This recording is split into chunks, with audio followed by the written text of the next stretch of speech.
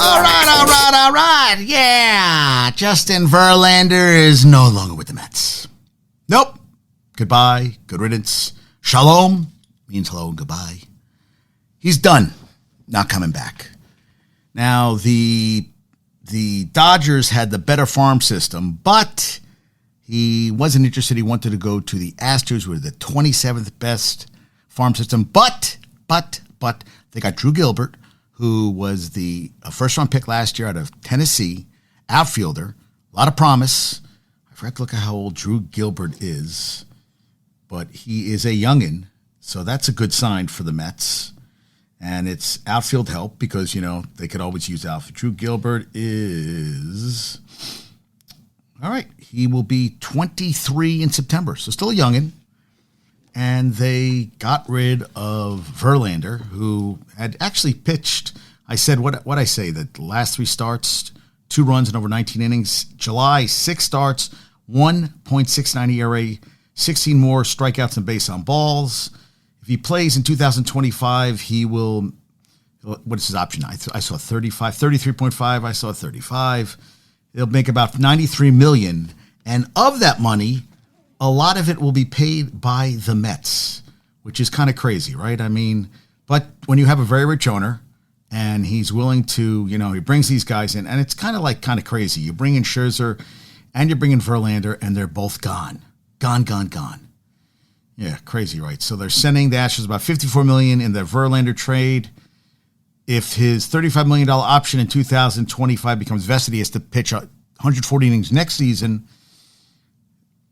It's about $93 million, meaning the Astros would pay Verlander about $29 million for 2 1/3 seasons. Isn't that kind of crazy? 29 of the $93 million, the Mets would be on the hook for the rest. Whew. The Mets are paying $35 million on Verlander for this year and next year, and half of $35 million in 2025 if the option triggers. That's kind of crazy, right? Thank you, Joel Sherman. I mean, that's a lot. But they want to get rid of him. 3-time Cy Young Award winner. Won a championship. Did he win a couple championships with the Astros?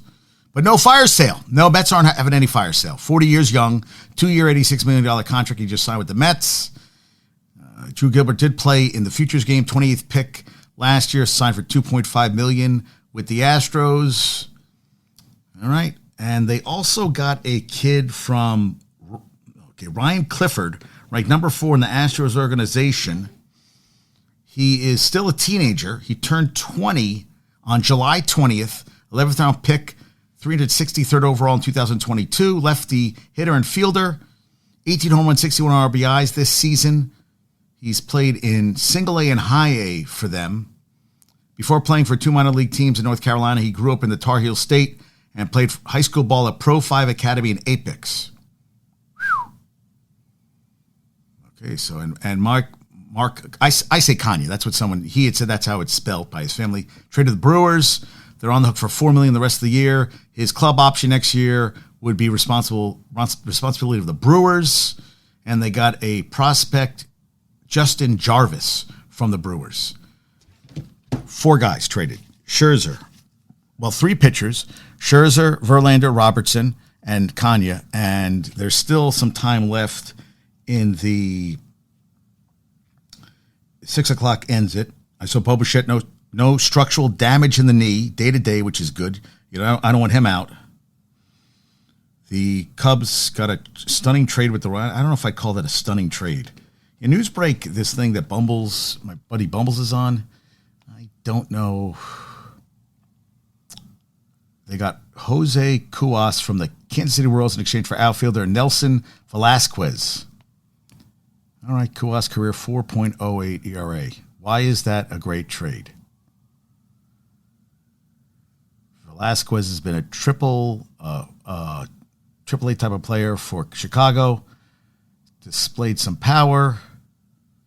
He is 241 over 29 at bats in 13 games this year.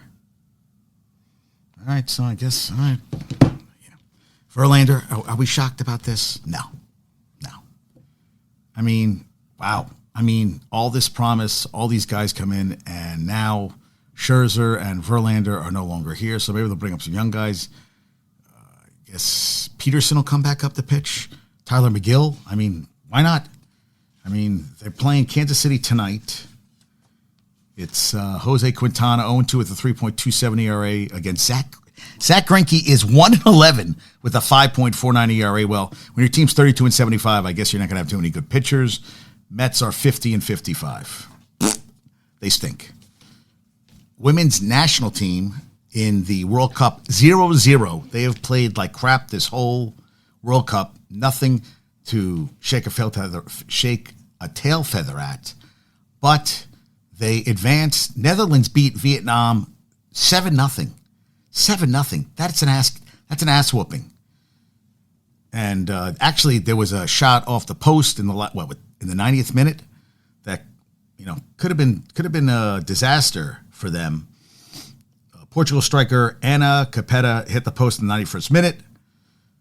They finished one with a final record, but held on to stoppage. Yeah, 1 win and 2 ties in group play. It was the first time the U.S. women's national team had won just one match of group play, and the Dutch 2-1 finished atop the group after being Vietnam. And I mean, listen, they would have failed to advance the round 16 despite being 10,000 to 1 favorites before the tournament to do so. Yeah. Did not win the group for just the second time in the team history. And Vlatko Andonovski said that I don't think it was in sync. As Alex Lala said earlier, I don't think that was a good performance altogether. Starting from the back line, midfield, forwards, I don't think we were able to solve the problems that the opponent was presenting. I mean, you kind of have to make it happen now. I mean, right?